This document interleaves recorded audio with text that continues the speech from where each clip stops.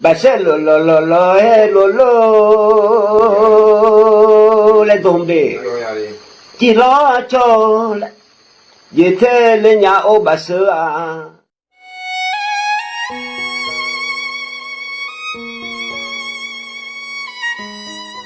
hu anh thầm đã trong nghe bồ để hàng người trò na bà sữa lô tụt na bà sẽ lô lên tôm đi chỉ lo cho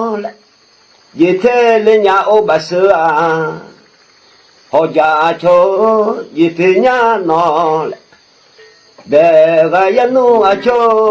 lên nó già ở dân đi ô bà sữa lôi ya sao vậy ya nó ở mang ô bà sữa như bà ya nó lên nó mà lo không bằng nó làm đi nhà ô bà sơi lôi ya sao vậy ya nó mang ô bà sữa như bà ya nó lên nó hôm đó lo nó sát cha nó làm đi nhà ô bà sơi lôi